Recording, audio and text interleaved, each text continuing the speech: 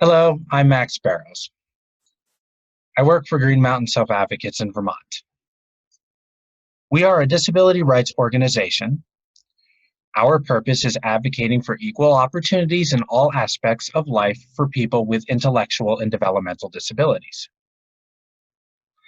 In 2019, in the spirit of true inclusion, we worked with the Vermont Department of Health to make the Prevent T2 a proven program to prevent or delay type 2 diabetes workshops more accessible to people with disabilities. These workshops are taught for free all over Vermont. Our goal is for these workshops to be understood by people with disabilities. In this webinar, I am presenting a brief overview of the many suggestions we provided in the curriculum-specific guidelines. These guidelines are available by contacting your regional coordinator or the Vermont Department of Health. Let's start out with plain language glossary. The guidelines we wrote include a plain language glossary. We cited curriculum words that are not clearly explained and provided an alternative explanation. We had a focus group of people with intellectual and developmental disabilities review these plain language definitions. The guidelines also contain a review of each lesson. We cited activities that require modification and provided suggestions on how to make the session more cognitively accessible. Which leads me to accessibility. For the most part, the curriculum includes a lot of activities that are labeled optional. Since most people with developmental disabilities learn better with concrete activities, it would be best to include as many of the optional activities as time allows. When the participant registers, it is a good time to identify what accommodations they might need. Remember to presume competence. Do not make assumptions about what a person can or cannot do. The person needs to be making the final decisions about who will support them and how support is provided. Follow up after class to allow them to give you feedback on what is working and what further supports they might need. Next, homework and pre-teaching. Consider brainstorming concrete steps to remember to bring your notebook to class each week.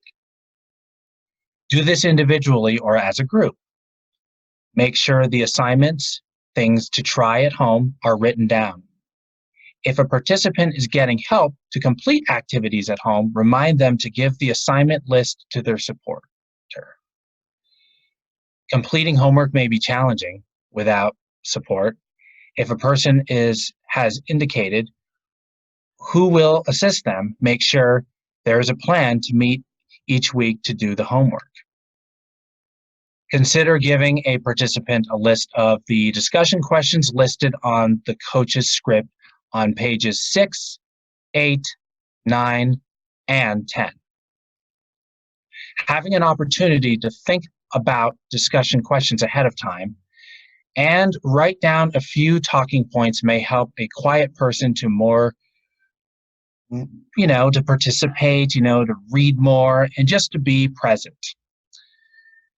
The diabetes self-management program uses a buddy calls system to provide informal support. The strategy could work in this class. If you opt to distribute one guide per session, make sure people have them at least 1 week before class.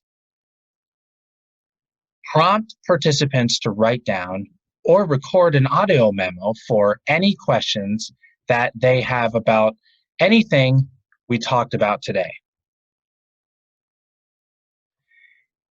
Next is eating well. For your information, many individuals with disabilities live with their family or providers who, for a variety of reasons, are responsible for preparing meals in the household. The individual may have little, if any, control over their diet. It may not be an option for them to simply go to a grocery store and buy healthy food. Eating well for many people with disabilities involves convincing the person who buys the food in their household to select healthier food options. The three activities, try veggies, try grains, and try fruit, are all great options. Use one or all of them. Make sure foods introduced are affordable. Encourage people to try new foods, but respect their right to say no. Do not be surprised if some participants refuse to try everything.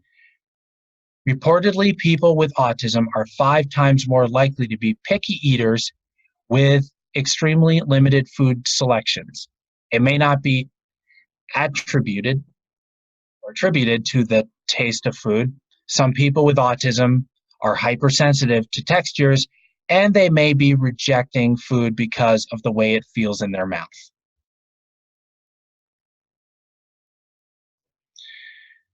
Time constraints.